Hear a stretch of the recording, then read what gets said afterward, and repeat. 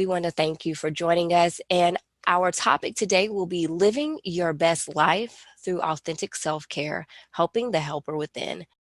Welcome and good afternoon. My name is Nikki Harris, and I am the Training and Technical Assistance Manager for the Southeast Addiction Technology Transfer Center. Thank each of you for being here. It is my joy to serve in this capacity and have the opportunity to have the conversation with you, living your best life through authentic self-care, helping the helper within. The purpose of our conversation on today will offer an overview of compassion fatigue, along with helpful strategies that will ensure you stay loving the work you love while living your best life through authentic self-care. I'd like to share with you why this conversation matters to me. I've worked in the health and human services field for about 18 years. And when I started my career as a clinical counselor, I was given some wise advice. And that advice was that if I didn't want to take responsibility for the bad outcomes, then I should not take responsibility for the good outcomes. But I did have the responsibility to give my best and to be my best to the persons who came to me in need of help. I was to see myself as the sunlight, the water, the air, the soil, or the fertilizer, and helping them grow and develop into the people they were created to be. I have found in my 18 years that this is possible, but not alone. I've had the opportunity of working with amazing colleagues and managers who, alongside me, have helped our clients who stated that they no longer wanted to live with the tools given to them to see that they can make it. They saw that they could actually live life on life terms with joy and peace. This is why understanding the factors that lead to compassion fatigue are so important. Because in those 18 years, myself, colleagues, and managers have been unable to give our best because of the risk, the harms that come along with helping people who experience trauma, hurt, and pain. So this is why we will continue to focus on recognizing the signs and symptoms of compassion fatigue, identify the ways to avoid compassion fatigue through authentic self-care, familiarize ourselves with authentic self-care and a plan of action, and acknowledge the benefits of authentic self-care. It matters because we can only give what we have. Let's get started. I have found as a helper that in order to continue to give hope and inspire people, that I needed to stay connected to my why. So if you would please take a moment to think about your why. Why is it that you made the decision to be a helper?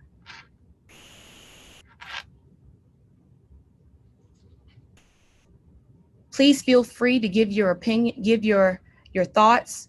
Why is it that you decided to be a helper? We see that there are different reasons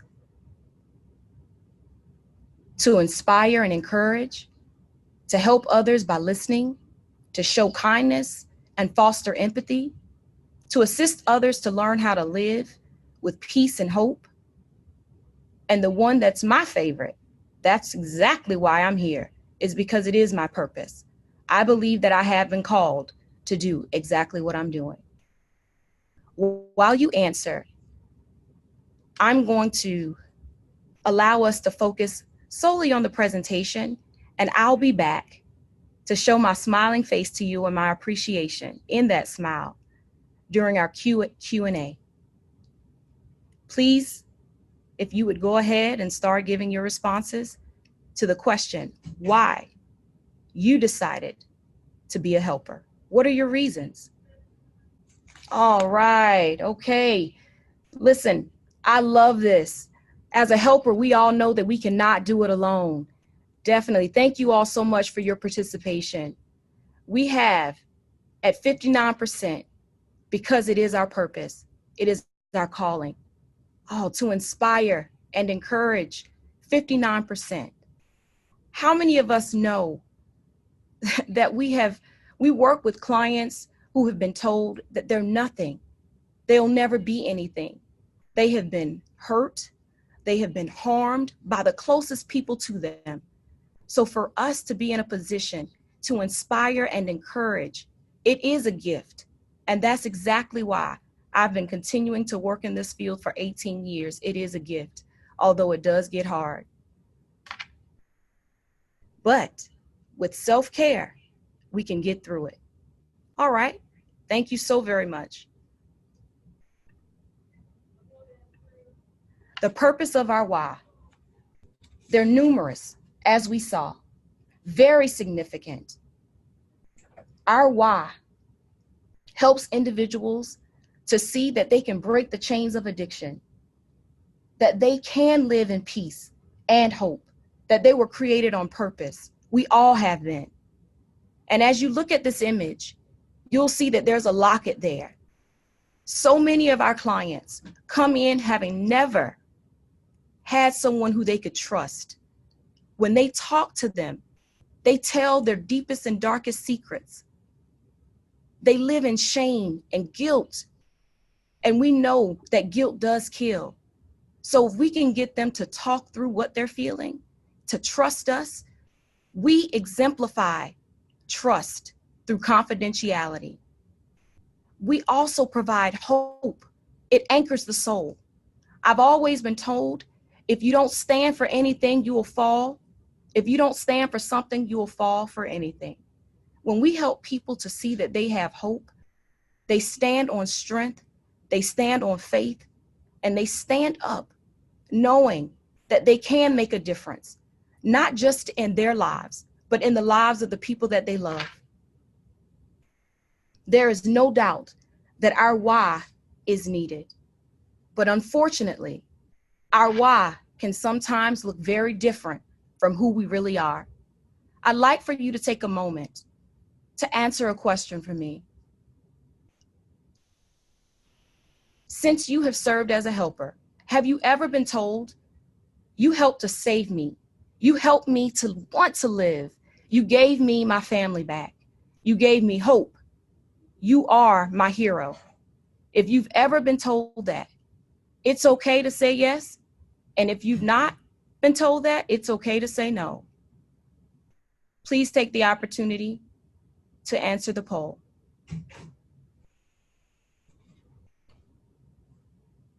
In my 18 years of serving in the health and human services field, I've been called a hero, and I've seen where clients have also called their counselors, primary counselors, their heroes for so many reasons. And we're going to talk about our why and the role of our why. So, okay, we're going to go ahead and close the poll. All right. Well, I'm all about empowerment. We have 85% who have been told yes. Can you pat yourself on the back right now? I'm going to do it. Yeah.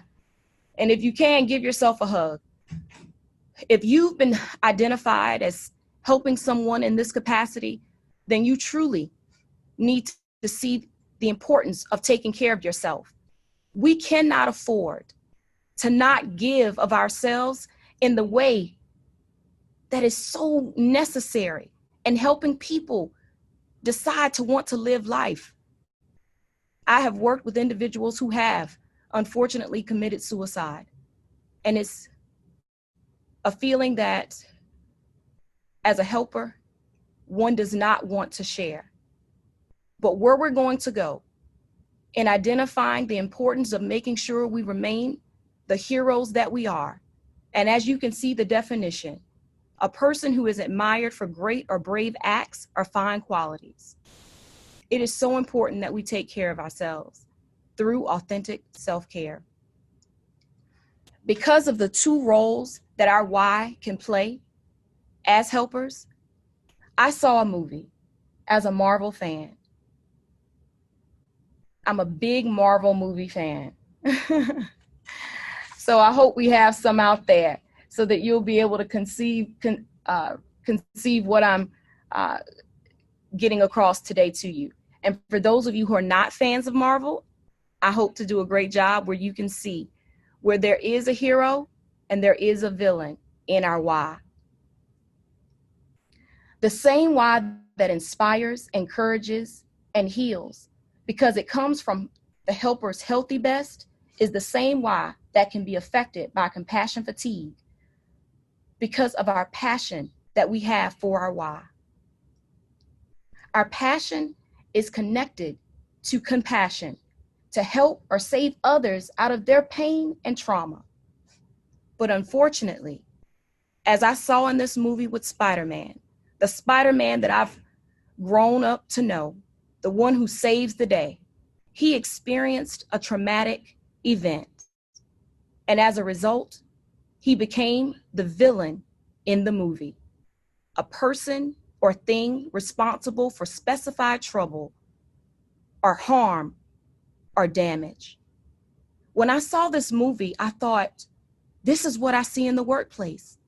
I see people who have great hearts, but are unable to give because they're hurting. We hurt. We're struggling. We experience what our clients go through. There's no doubt about it. We have not been directly exposed to the trauma scene, but we hear the story told with such intensity, or we hear similar stories so often, or we have the gift and curse of extreme empathy, and we suffer. We feel the feelings of our clients. We experience their fears. We dream their dreams. Eventually, we lose a certain spark of optimism, humor, and hope. We tire. We aren't sick, but we are not ourselves. Superheroes on the line.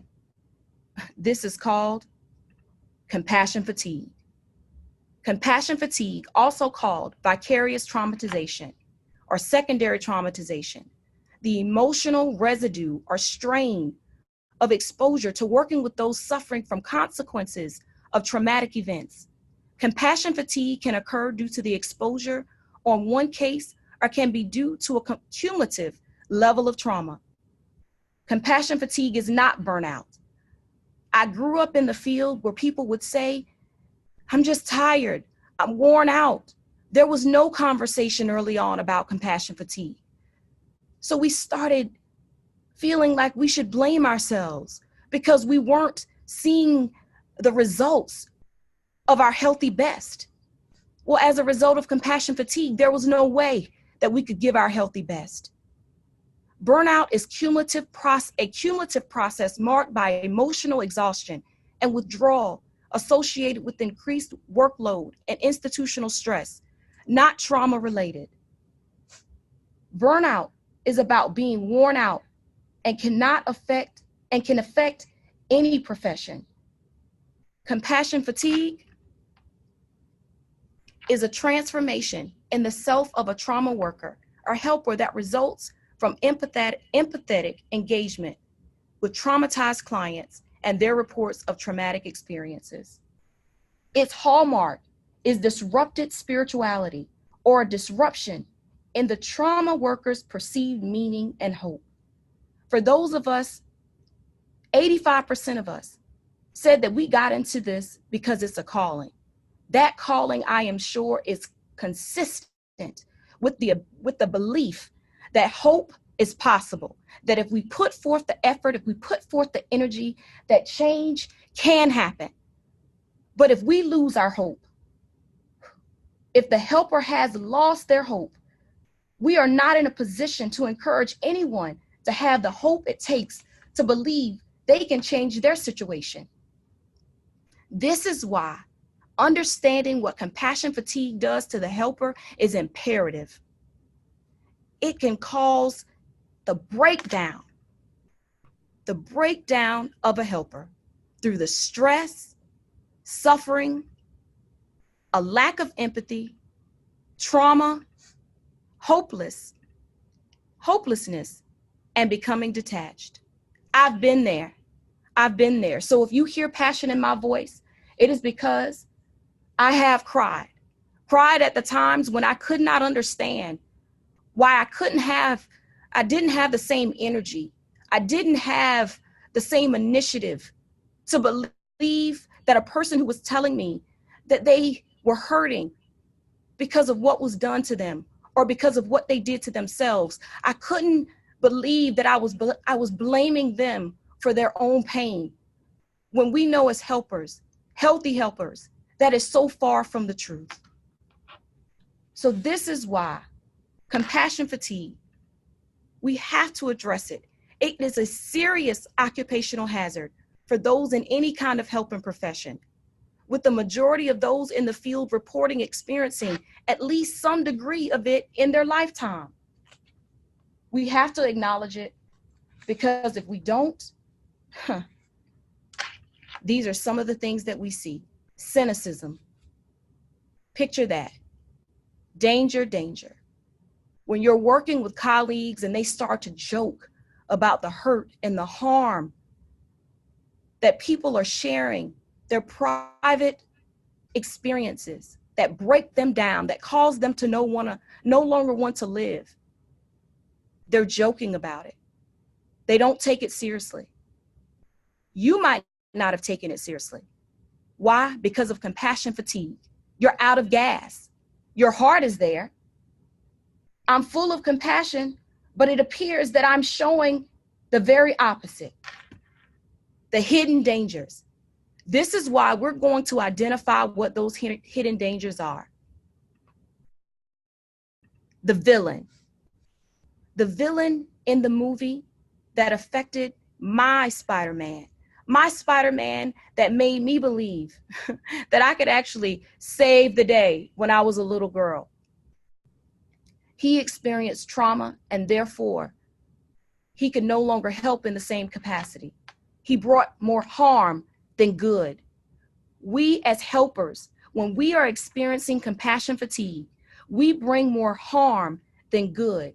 Why? Because we start feeling burdened by the suffering of others. The extreme opposite of what a helper really is. When we run from our clients, for example, we choose not to say, when they tell us they have an additional problem, let's add that to your treatment plan. No, what we do is we make the excuse and we tell them, you go to another group. But no, there is nothing that will beat the relationship between a counselor and their client. That is the initial start of your client feeling like they matter and that there is the possibility that they can change their lives. Another sign and symptom, chronic exhaustion. We find that we become exhausted emotionally and physically. If you don't have it, what can you give? We're running on E. Also, we experience a loss of pleasure in life. We show what we are when we go into the workplace. We motivate each other. So if there is a loss of pleasure in life, we have to have compassion for one another in the workplace. So if we witness one of our colleagues who's experiencing sadness and they're down, that is why we have to take care of each other. There should be no room where we're not looking out for each other, because again, our why, as we know, is detrimental. We are in the business of saving lives. And if anything gets in the way of compromising that, it is our duty. It is our duty to take care of ourselves and the people around us. Ask the question. Ask your colleague, do you need to talk? Do you need to go and get some help? Be mindful about what's going on in your environment. We can't do it alone. Another sign and symptom, blaming others for their suffering. I shared that I too found myself in that place. unbelievable when I feel like working in this field has been a gift to me. So I was confused. How in the world could I be that person? The same person who, if I could put them on my back and carry them, I know you're there. You've been called a hero. If we as helpers could put our clients or the people we care about on our back and carry them to a place of healing, we would do it. But we know that that is not possible. We don't have the authority to do that, because if a person wants to change, they have to do it within themselves. So we can't put out there that they're at fault. But no, what we do put out there is that they are actually in a position to change their lives. That's why poor self-care is detrimental. It's detrimental because what we put into what we do, what we put into ourselves is what is actually going to come out. So that's why we're going to talk about authentic self-care, because the stronger you are, the stronger you are in helping someone else. Avoidance of patience. Another sign and symptom of the villain. When you avoid the very people who need you, and you've committed yourself by oath to say that I'm going to do no harm, I'm going to care for those who come and say that they are in need of help. Increased cynicism. Joking about the hurt. Listen, I get really upset when I see bullying happening. And when you start being cynical towards the people who were assigned to help, that's a form of bullying. It gets in the way of people becoming their very best. And that is what we are assigned to do when you're a caller. And I love that 85% of us on this call said that we believe that we've been called to do it. So if we've been called to do it, we should be able to sleep.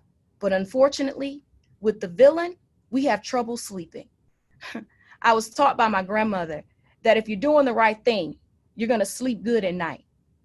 But if you're not, you're going to have some trouble. But unfortunately, with compassion fatigue, whether you're attempting to do right or not, that is a symptom. And that is why it is imperative that we recognize the signs and symptoms of compassion fatigue to know what it is so that we can get help when we need it. Lowered self-esteem, another sign of the villain. If we have a lack of confidence in believing that we can change someone's thoughts by what we tell them, then it's not going to happen. As a helper, we have to be the strength for our clients until they can be the strength for themselves. We know this. Increased drug and alcohol use, the villain. Unfortunately, we see much of this. We see that people choose to solve their issues, their problems, their hurts through drugs and alcohol, very much like some of the clients that we work with. I have a background in substance use disorder, so I've witnessed a lot of that. Also, reduced feelings of sympathy and empathy. When we think about helping, what do we think about? We have the ability to see ourselves in someone else's shoes. We have the ability to have compassion. But unfortunately, with the villain of compassion fatigue, it is that same compassion that turns on us if we don't take care of ourselves. And it gets worse if we don't talk about our emotions. We cannot bottle up what we're feeling thinking that we are at fault. This is real. Early on in my career, there was no, as I said earlier, there was no conversation about compassion fatigue. It was about burnout. It was no evidence-based practices talking about the fact that, you know what, it's unrealistic to believe that we could work with these people who have loss and pain and hurt on a daily basis. It's as if, Remen says, it's as if we're walking through water and expecting not to get wet. It is impossible. Another sign and symptom, poor work-life balance. Listen, We are all human. Even though we recognize that we are heroes, I say that you're a hero. Pat yourselves on the back again. It's true. It takes courage to do what we do. It does. Because we have to believe, and we have to give some days when we don't have it to give, but we're willing to push ourselves to do it. So we are those heroes. And I really want to empower everyone on this line today to know that you are a hero, that you are purposed to do what you're doing, and that your helping is not in vain. And we have to ensure that it does not go in vain by not taking care of ourselves. Take care of yourselves. Feelings of hopelessness and powerlessness. As a helper, I know that I feel empowered. I feel strong. And the times that I haven't, I've taken the time to go and read something. Again, I get closer to my why so that I am reminded on why I'm doing this. And as you can see, I talk about what the sign and the symptoms are, but I can't help but to talk about the empowerment of the talk. As a helper, we don't stay stuck in the negative. So if you find yourself staying in the negative energy as a helper, that's alarming. That's one of those hidden factors right there. Because as a helper, we have hope. We believe that if you put forth the effort, what you put in is what you're going to get out. A hypersensitivity or complete insensitivity to emotional materials.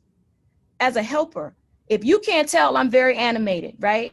I really look forward to an opportunity where we can get in front of each other. I hope that's possible, where I can glean to your energy and you can glean to mine. Because in order to be a helper, I feel like I have to be willing to be animated, to show my clients that, you know what? Listen, you can change. Life is possible. You are created with purpose, and that there is no one who can do what it is that you were created to do. So we do have to be in balance with understanding our hypersensitivity and our complete insensitivity to the materials which our clients are sharing with us. Impaired decision-making. When we have impaired decision-making, most of the time that results into irrational thinking, creating moments of harm to ourselves and our clients. The villain, signs and symptoms, denial. Kryptonite to the helper. Now here we go again with this slide. You'll see it here. I'm a Superman fan, a Batman fan. And this was the movie where Batman and Superman were rivals. Batman is standing there holding the kryptonite over Superman. And we all know what kryptonite is. If you're not, that was Superman's weakness. But here it is. Batman is saying, even more than the kryptonite, he's got one big weakness. Deep down, Clark, which is Superman, is essentially a person, a good person. So along with denial being one of the most detrimental symptoms of compassion fatigue, also failing to believe that we can be impacted by compassion fatigue because we're a good person is even more detrimental. It happens. We think that we're immune to compassion fatigue when in fact, it is typically those with the most empathy who are at risk. We are at risk. So to be aware is to be alive. Caring too much can hurt. When caregivers focus on others without practicing self-care, destructive behaviors can surface. If left untreated, compassion fatigue not only can affect mental and physical health, but it can also have serious legal and ethical implications. As you can see the slide, one of our oaths in the helping field is to do no harm. This child, this person is saying, I thought you were supposed to do no harm. Well, if you fail to be aware, then you're most definitely going to cause harm. But it's a great thing that we can become aware of the professional quality of life scale. The professional quality of life scale is the most commonly used measure of negative and positive effects of helping others who experience suffering and trauma. The professional quality of life scale has subscales for compassion, satisfaction, burnout, and compassion fatigue. Awareness stimulates the aid of CPR. We all know what CPR is. It's used to save lives. Maintaining self-awareness in the helping profession works one and the same. If we are aware of where we are with compassion fatigue, then we can cope, we can prevent, and we can resolve. Now, in the art of coping, preventing, and resolving our compassion fatigue, the effects of compassion fatigue, those signs and symptoms, let's talk about the hero.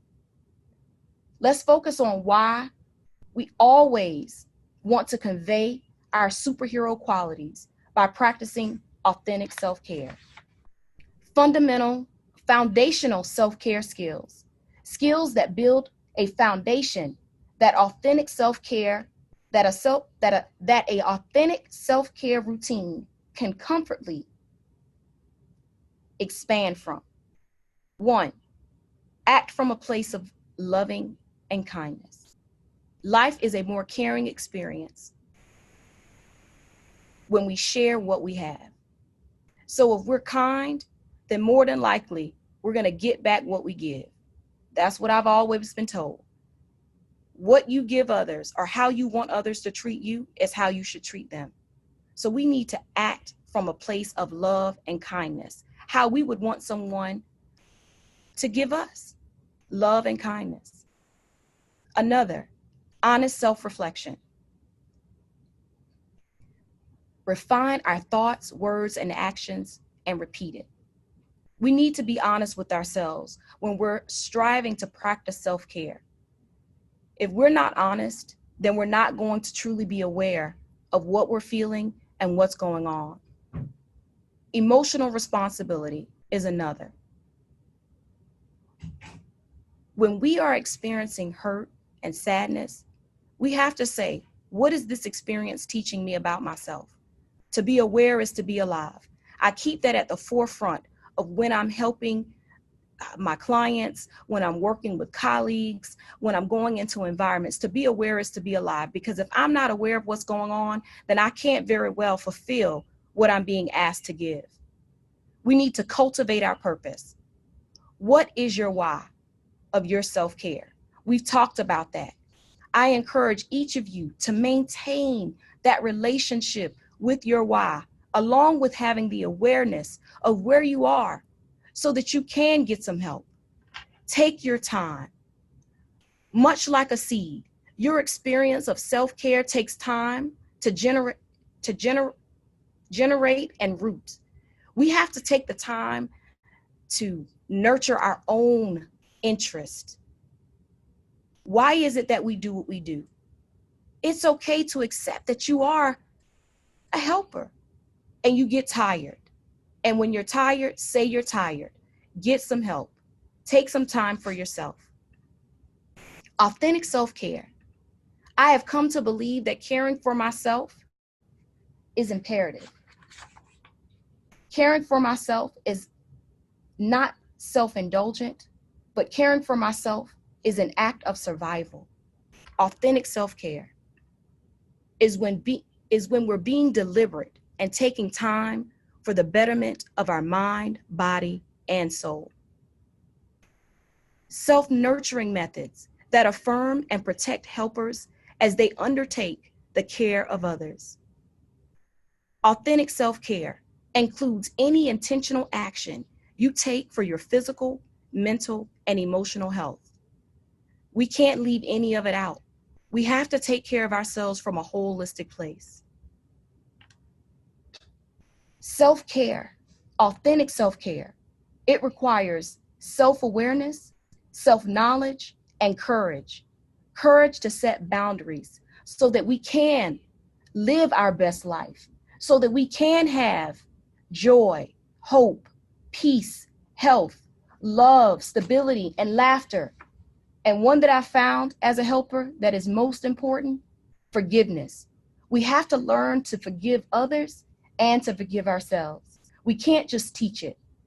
We have to practice it in order to have fulfillment of life, to be able to enjoy what it is that we have been called to do. Self-care equals self-love. An empty lantern provides no light. Self-care is the fuel that allows your light to shine brightly. We can only give what we have. So now, I'd like to ask each of you to participate along with me in a true-false poll. Just a few questions just to see where we are with self-care. And they're very simple questions, but I thought that this would be a good technique for us to sometimes just slow down, because we tend to believe that as helpers, we always have to be serious.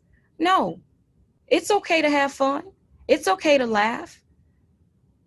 We have to, in order to continue to stay in this field and see what it is that we see, the hurt, the sadness, the sorrow, the pain, and even death.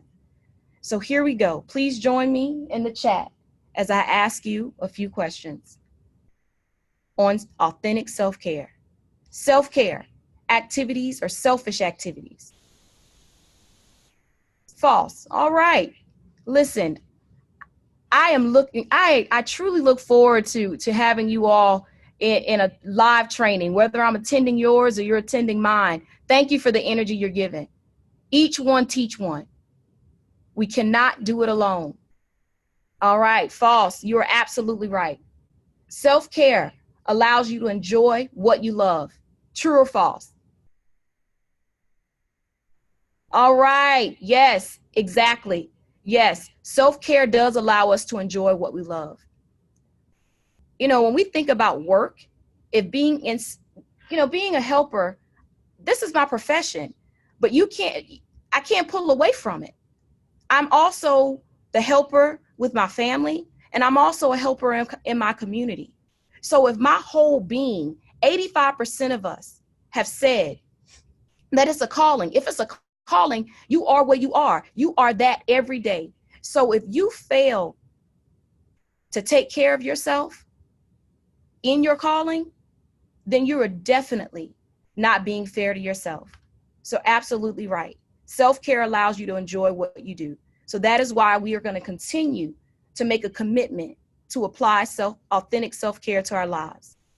Self-care causes hypertension, diabetes, and fear. True or false? Absolutely. It's false. Not taking care of yourself is what's going to cause hypertension, diabetes, and fear. But when we are given our absolute best as helpers through authentic self-care, I just want to add, there's no reason to have fear. Because, you know, what I've learned as a helper is that we're not responsible for the decision for someone to decide to take care of themselves. They have to make that decision. But because we take care of ourselves as a helper by practicing authentic self-care, then we can give our best to be an example so that they can see the benefits of taking care of themselves. We are role models. We are the heroes that give them guidance. We show them what's possible when they believe that it's not. Self-care allows time for healthy self-reflection. True or false? Exactly. It is true. We have to take time for ourselves. We have to be able to self-reflect, going back to awareness. To be aware is to be alive. So if you don't take the time for self-reflection, then you're not focusing on taking care of what's important. So self-reflection, don't be afraid to use the scale, the professional quality of life scale, when you're doing self-reflection. Take a look at where you measure with compassion fatigue, with compassion satisfaction or burnout. Take the time to take care of yourself, because as we know, if you don't do it, nobody else can do it for you. All right. Self-care gets in the way of completing work assignments. True or false? Thank you all for sticking with me. Absolutely. It is false. Self-care actually allows us to get the work done efficiently, effectively, with quality, and with pride, right? I love, I was sharing with my manager that I don't have to be right, but I like to get it right. Unfortunately, with compassion fatigue, it's really hard to get it right. Next, self-care gives you hope that activates your ability to be, self-care gives you the hope that activates your ability to responsibly care for others. True or false? Absolutely right. And you can see in this image, Spider-Man is activating the power that he has, because to activate, it means to set in motion, make active or more active. How many times have we experienced a client saying that they were numb, that they didn't feel present, or even that they didn't feel like they existed? We must continue to activate our power, our passion, our why, to help them to live and be their best selves. To not do it, it's too much at stake. So let's take a look at what the superhero looks like. Self-care. When we as helpers practice self-care, the do's. I've been taught that when we're giving treatment, when we're in counseling, that we need to go and get counseling for ourselves. So find someone to talk to. Understand the pain you feel is normal. Exercise and eat properly. Get enough sleep. Take some time off. Develop interest outside of work. And treatment settings. There again is that work-life balance. Even if it's to watch a Marvel movie, the one that I'm talking about, right? I'm not here promoting Marvel, but I definitely get the concept of relaxing when I'm watching a Marvel movie, because in all of the movies, the superhero always conquers the villain. And in this story here, the superhero is the helper and compassion fatigue is the villain. And we have to ensure that we as superheroes conquer the villain, which is compassion fatigue, by practicing authentic self-care. Apply these do's to your life, because what compassion fatigue is, again, is blaming others, isolating yourself. Please don't, with compassion fatigue. Look for a new job. Why? Because most of you have said this is your calling. No, what you need to do is make sure you practice the do's. Authentic self-care. Please don't fall into the habit of complaining about your colleagues. Let's not do that. You know, we've been taught in the helping field that hurt people hurt people. Well, you know, that's not an excuse. In the helping field, we need to be able to be aware of the hurt that's around us, acknowledge it, and be willing to help ourselves and help others. Let's start talking about what authentic self-care looks like. Please, we see here self-medicate.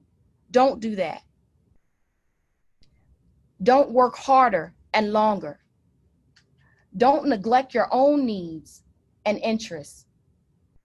And please, my superheroes on the line, don't give up. Do not give up. You can do it. This is why we're having the conversation today, because you're making yourself aware of what compassion fatigue is. It's not just burnout. You're not done and over this. You're not a person, you know, as I said, my goal is to empower those of you who are on this line today, including myself. When we experience these signs and symptoms of compassion fatigue, it is hope out there. It's hope. And the hope comes through ensuring that you apply authentic self-care to your life. The benefits of practicing authentic self-care.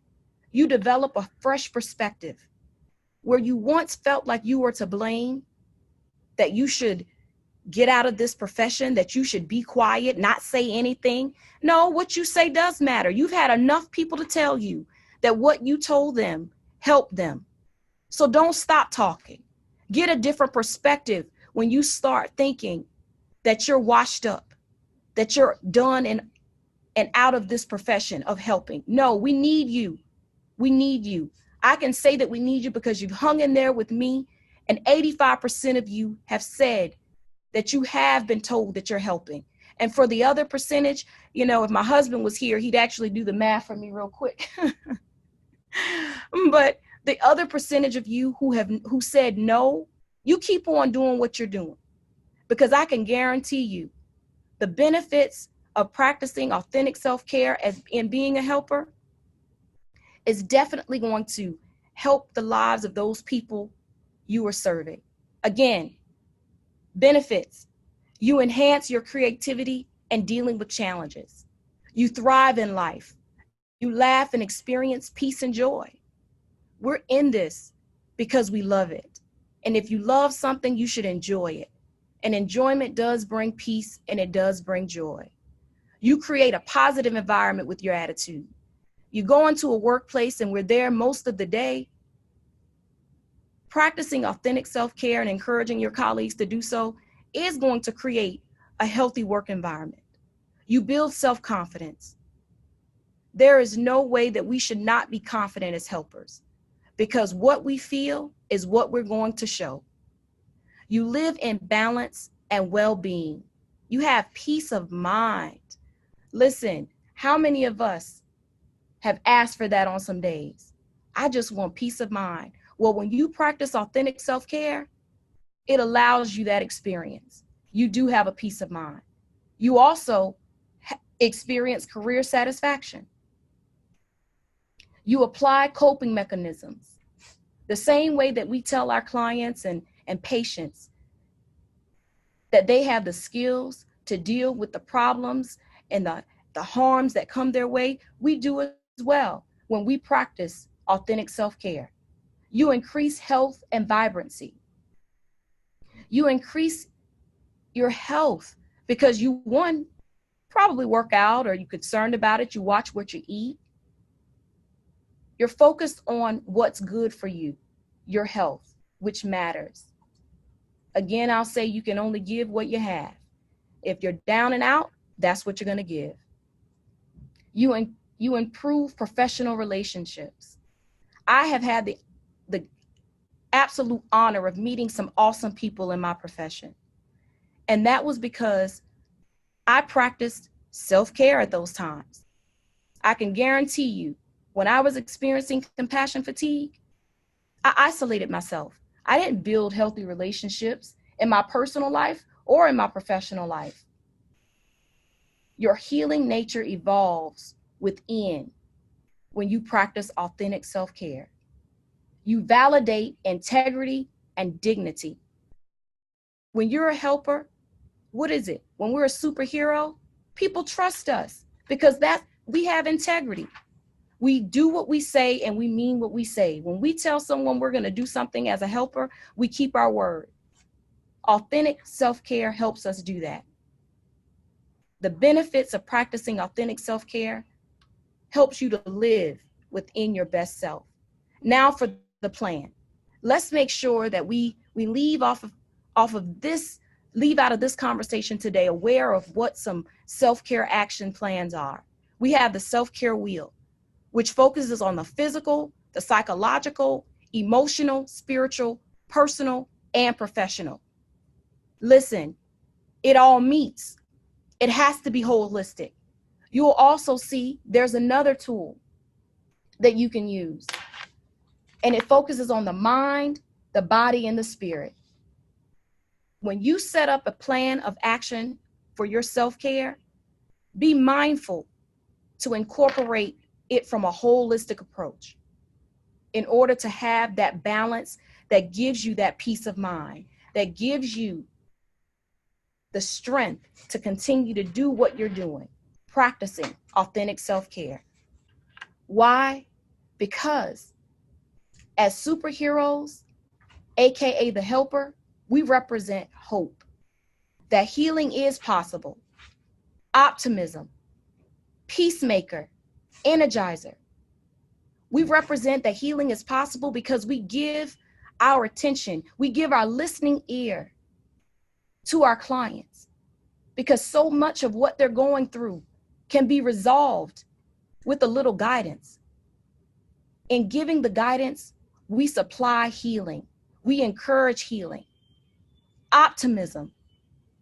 Until our clients can see that glass halfway full, we are put in a position to see it for them, to talk them through it. And if we maintain authentic self-care, we will continue to show optimism. Peacemakers, we represent peace. That's why we got into this. We don't like seeing strife. We don't like seeing hurt. We don't like seeing pain or harm. We will step in. As I said earlier, if we could carry our clients on our back to their goals, we would. And I could say drive, but as a helper, we go in harder sometimes than our clients initially, but that is what we do. We know what it takes for change to happen. It works if you work it. So we are peacemakers. We are the energizers. We encourage them. We motivate them. And we help them to see that there is a light at the end of the tunnel.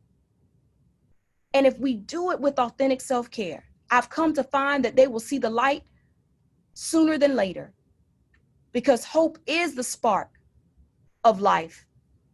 So let's continue to share and focus on being our authentic, practicing authentic self-care. As you can see, there's an image here of superheroes. I'm in the corner there. Superwoman. That was about 2 years ago. And it's interesting because when I put that costume on, I actually felt like I could conquer a whole lot.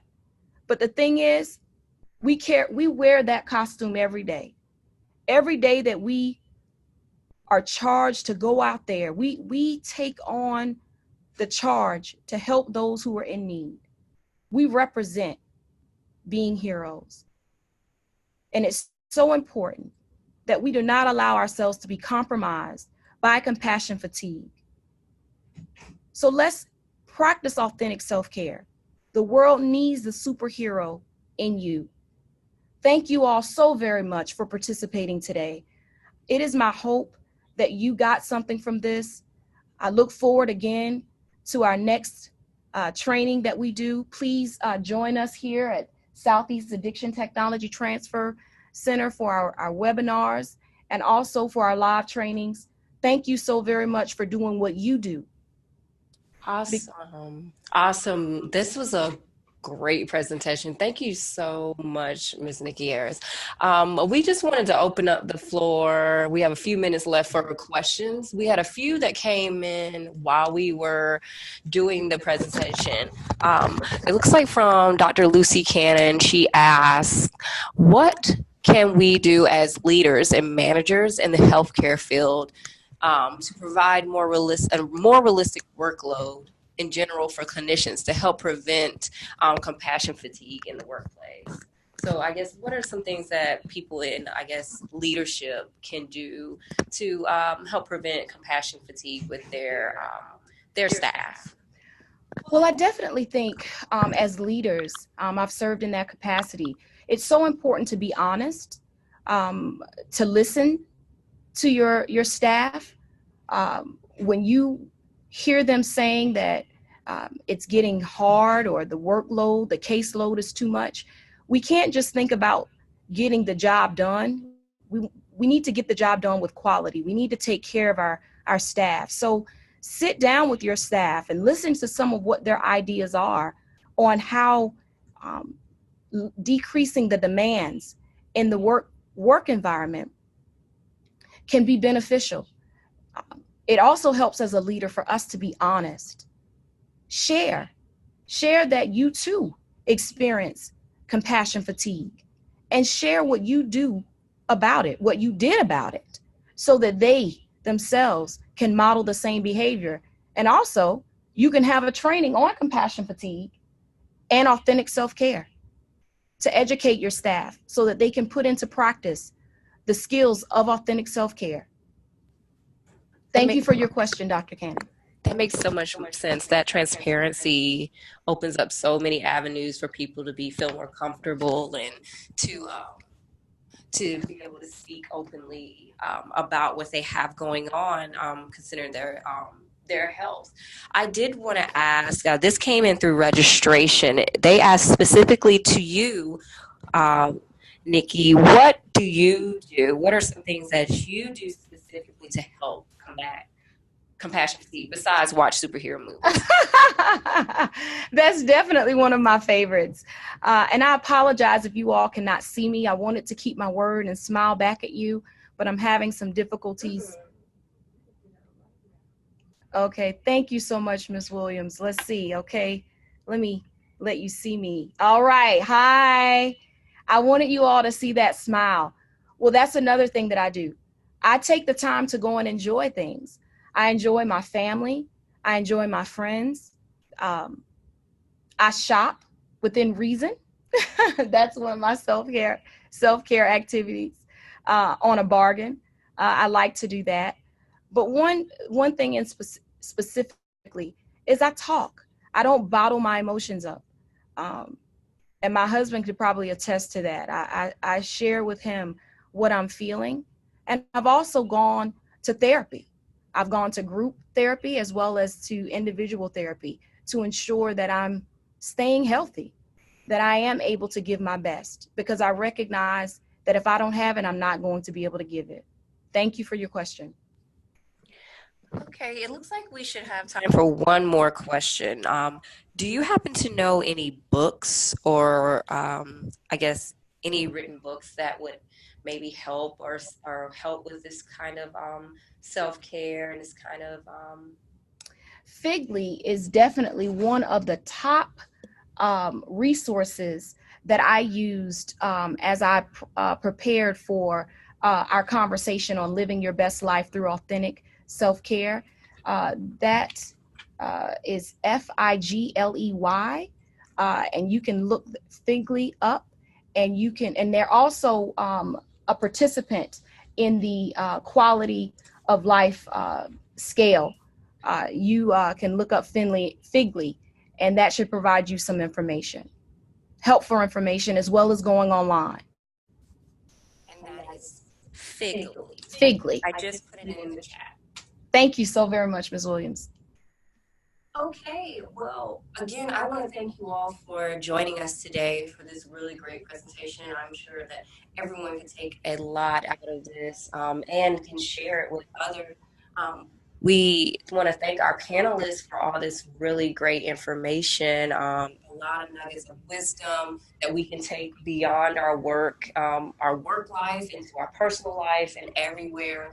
And please stay tuned for our upcoming SATTC events. You will see them in our newsletter as well as email communications. And make sure when you're registering for our webinars that you're asking your questions in there, and we'll make sure to put them in our webinars coming up. Well, all right, you all enjoy the rest of your week. Thank you so much, Ms. Harris. Thank you all so much. You see Spider-Man. Peace.